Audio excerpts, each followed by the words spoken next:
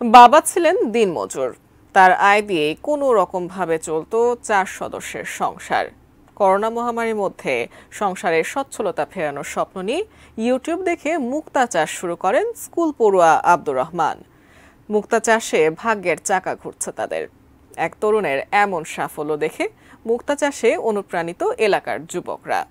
যশোর প্রতিনিধি তথ্যচিত্রে desk report.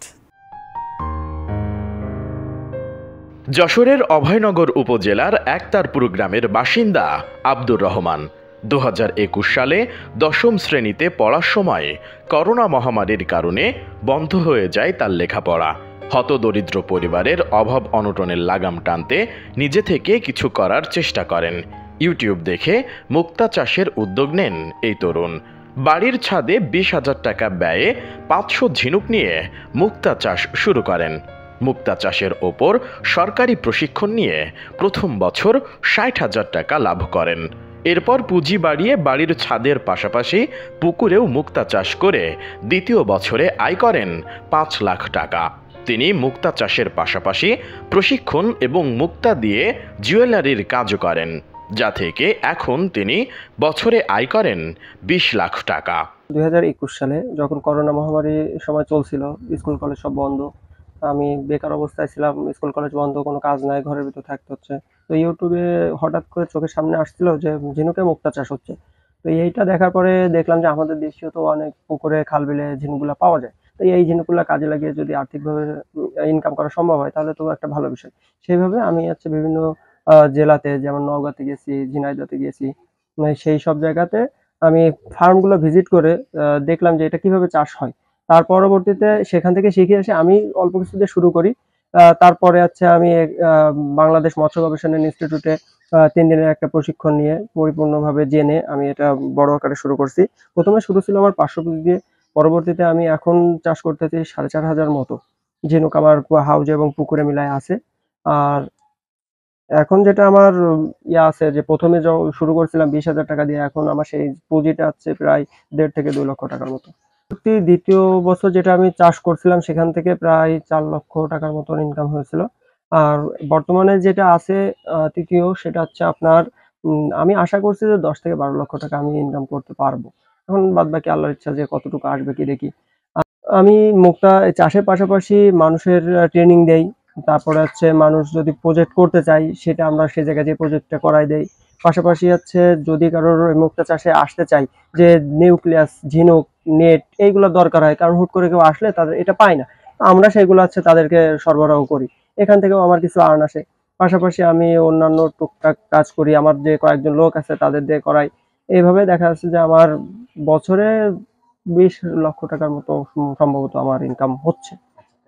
আগে অভাব অনটনের মধ্য দিয়ে সংসার চললেও এখন আব্দুর রহমান তার নিজের আয় দিয়ে সংস্কার করেছেন বাবার তৈরি বাড়ি।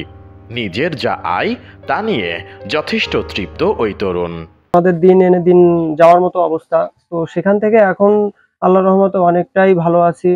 যে নিজের একটা ঘর ঠিক করা, তার সাথে আমাদের যে পরিবার সংসারটা পরিচালনা করা, এইগুলা এখন আল্লাহর রহমতে অনেক ভালো আছে। আগে মুক্তা চাষের জন্য পুকুর ডোবা থেকে ঝিনুক সংগ্রহ করা হয়।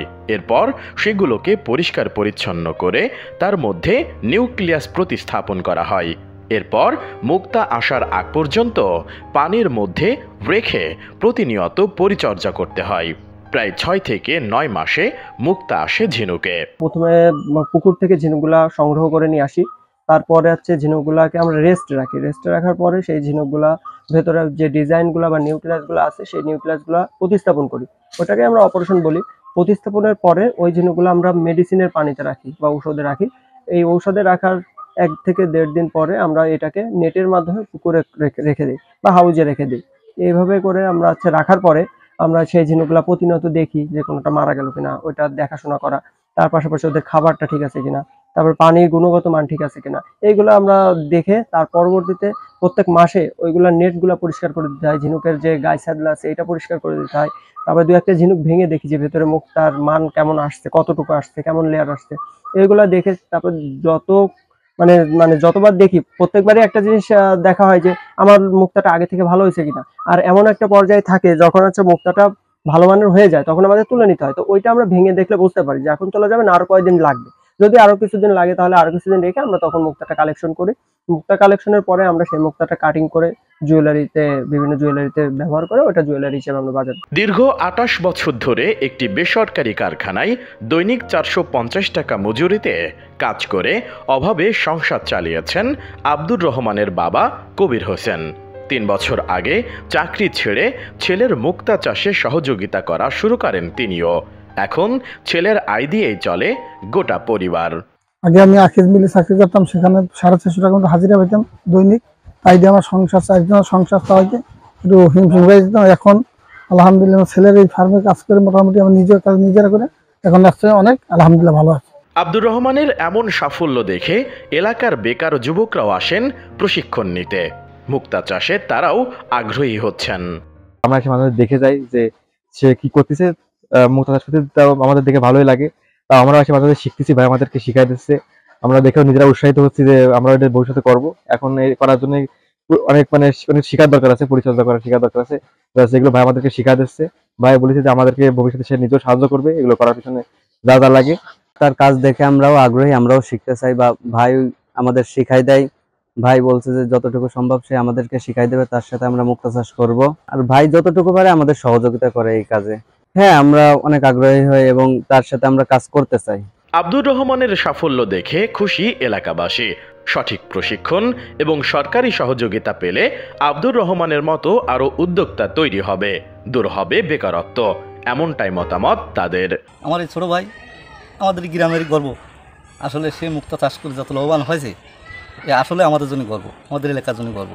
তা আমরা আশা করি আরও যেসব ছেলেফেলে আছে বেকার জীবনে বসে আছে, তারা যদি এই কর্মগুলো শিখে যদি এই কাজগুলো করে পাশাপাশি, তাহলে আসলে মনে হয় আমাদের বাংলাদেশের জন্যই লাভবান। সে একটা কোর্স রাখছে, এর মাধ্যমে বৈদেশিক মুদ্রা সহ আমাদের এলাকায় অনেকেতে আগ্রহ হচ্ছে। এর জন্য আমাদেরও খুব ভালো লাগে যে অন্যান্য এলাকা থেকে লোকজন আসে, আসার পরে এটা দেখতেছে অন্যান্য যে লোকজন এই মুক্তা চাষে যে আগ্রহ বাড়তেছে। এজন্য আমাদের এলাকায়ও অনেক সুযোগ সুবিধা, অনেকেই যে আরও অন্যান্য বাসায় যে এটা আবার চাষ শুরু করছে, এজন্য খুবই ভালো। এটা একটা যে সবল একটা ব্যবসা বলতে পারেন। আবার যে বৈদেশিক মুদ্রা আয়ও হচ্ছে এতে সাহায্যে, যে এটা আমাদের এলাকারও অনেক উন্নতি হচ্ছে। মুক্তা চাষকে ইতিবাচকভাবে দেখছেন উপজেলা মৎস্য কর্মকর্তা। মুক্তা চাষে বেকারদের প্রশিক্ষণের ব্যবস্থা করে দেওয়ারও আশ্বাস দেন তিনি। আমাদের প্রকল্পভুক্ত না, এই মুহূর্তে আমরা সাপোর্ট দিতে পারছি না, কিন্তু কেউ যদি এটার বিষয়ে লং টার্ম ট্রেনিং নিতে চায় বা বাস্তব কোথায় হচ্ছে কি হচ্ছে আমরা যোগাযোগ করাই দিতে পারবো। আব্দুর রহমানের মুক্তা প্রজেক্টে এখন ঝিনুক রয়েছে ৪৫০০ এবং পুঁজি রয়েছে ২ লক্ষাধিক টাকা। S I Raj, ATN news.